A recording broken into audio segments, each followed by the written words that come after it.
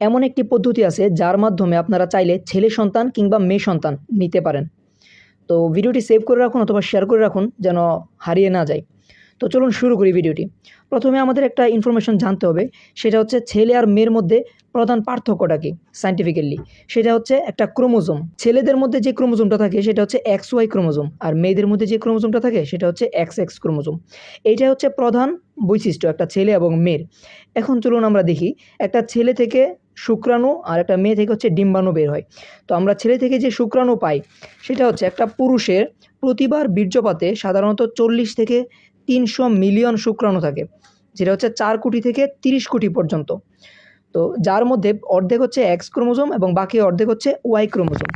ওকে, তাহলে আমরা এক্স এবং ওয়াই পাইলাম, আর মেয়েদের শুধুমাত্র এক্স এক্স ক্রোমোজোম, ঠিক আছে, এর বাইরে কোনো ক্রোমোজোম নাই।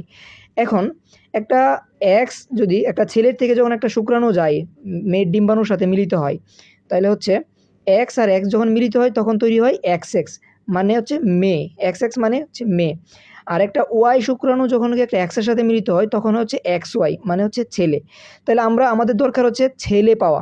সেক্ষেত্রে আমাদের ক্রোমোজোম হওয়া লাগবে এক্স ওয়াই, মানে ওয়াইয়ের সাথে এক্স মিলিত হইতে হবে। সেক্ষেত্রে আমরা বুঝলাম যে একটা ছেলে সন্তান যদি আমরা পেতে চাই তাহলে তার জন্য প্রধানত দায়ী হচ্ছে পুরুষ, মানে একজন পুরুষের ক্রোমোজোম থেকে একটা ছেলে হবে নাকি মেয়ে হবে সেটা নির্ধারিত হয়। এখানে মেয়ের কোনো হাত থাকে না।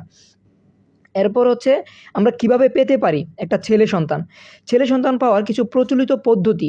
এক নম্বর পদ্ধতি হচ্ছে স্যাটেলস মেথড, যেটা হচ্ছে টাইমিংটা, মানে কিভাবে টাইম মেনটেন করা লাগে সেটা। আরেকটা হচ্ছে সেক্স পজিশন, কোন পজিশনে সহবাস করা লাগে। 3 নম্বর হচ্ছে খাদ্যাভ্যাস বা পুষ্টি। তো এই যে 3টা পদ্ধতি বললাম এগুলো হচ্ছে প্রচলিত পদ্ধতি, কিন্তু একটাও কার্যকরী না। এগুলো জাস্ট কোনো সায়েন্টিফিক্যালি কোনো প্রুফ নাই এগুলোর মধ্যে। তো আজকে এমন একটা পদ্ধতি আলোচনা করতেছি যেটা হচ্ছে একমাত্র পদ্ধতি যেটার মাধ্যমে আমরা একটা ছেলে সন্তান পেতে পারি চাইলে, সেটা হচ্ছে আইভিএফ। আইভিএফ মানে কি? In vitro fertilisation. মানে এই সিস্টেমটা কিভাবে হয়, এটা হচ্ছে একটা ডিম্বাণু সংগ্রহ করা হয় কিসের মধ্যে? একটা টেস্ট টিউবের মধ্যে। এই যে দেখতে পাচ্ছেন একটা টেস্ট টিউব, টেস্ট টিউবের মধ্যে হচ্ছে একটা ডিম্বাণু সংগ্রহ করা হয়। সেই ডিম্বাণুটার মধ্যে নিষেক গঠানো হয়, ঠিক আছে। সেখানে হচ্ছে শুক্রাণু নিয়ে এই ডিম্বাণুর মধ্যে দেওয়া হয় এবং টেস্ট টিউবের মধ্যে এটা নিষেক ঘটানো হয়। সেখানে হচ্ছে ভ্রূণটা তৈরি হয়, আর এই ভ্রূণটা 5 থেকে 7 দিন বা 5 থেকে 6 দিন ল্যাবের মধ্যেই রাখা হয়, টেস্ট টিউবের মধ্যে। তারপরে আরেকটা পদ্ধতি হচ্ছে এটার সাথে অ্যাডজাস্ট করতে হয় পিজিডি বা পিজিটি। এটা হচ্ছে প্রি প্লান্টেশন জেনেটিক টেস্ট বা প্রি প্লান্টেশন জেনেটিক ডায়াগনোসিস, ঠিক আছে। তো এইটা হচ্ছে এইটার সাথে সাহায্যকারী হিসেবে কাজে লাগে। যেমন এখানে কি করা লাগে? বায়োপসি করা লাগে।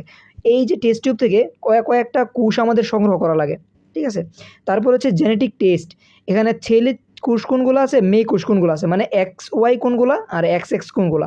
তারপরে আমরা নির্বাচন করব, এখানে সুস্থ একটা এক্স ওয়াই ভ্রূণ যেটা আছে সেটা আমরা আলাদা করে ফেলবো, জেনেটিক টেস্টের মাধ্যমে নির্বাচন করব। তারপর হচ্ছে এক্স ওয়াই যে ভ্রূণটা সেটা নিয়ে আমরা মায়ের গর্ভের মধ্যে দিয়ে দিব এবং পরবর্তীতে যে সন্তানটা জন্ম নিবে সেটা হচ্ছে ছেলে জন্ম নিবে। তো এভাবে আমরা চাইলে ছেলে অথবা মেয়ে স্পেসিফিকভাবে নিতে পারি। এখন এই আইভিএফ যেই পদ্ধতিটা সেটা যদি আমরা করতে চাই কত খরচ হতে পারে?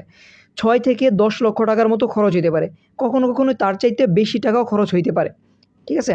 তো এটা অত্যন্ত ব্যয়বহুল একটা পদ্ধতি। তো এটা অনুমোদনের ক্ষেত্রে যদি আসি, বাংলাদেশে এটার ডিরেক্ট অনুমোদন নাই।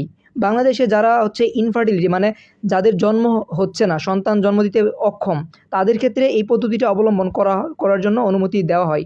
আর ভারতের সম্পূর্ণ দণ্ডনীয় অপরাধ এটা। এটা ভারতে সম্পূর্ণ নিষেধ। কিন্তু কিছু কিছু দেশে এটার অনুমোদন আছে, যেমন থাইল্যান্ড, মেক্সিকো বা যুক্তরাষ্ট্র, এরকম অনেক দেশে এটার প্রচলন আছে এবং এটা পদ্ধতি অনুমোদন আছে সরকার কর্তৃক। আজকে আমরা আলোচনা করলাম কিভাবে ছেলে সন্তান অথবা মেয়ে সন্তান স্পেসিফিকভাবে পাওয়া যায়।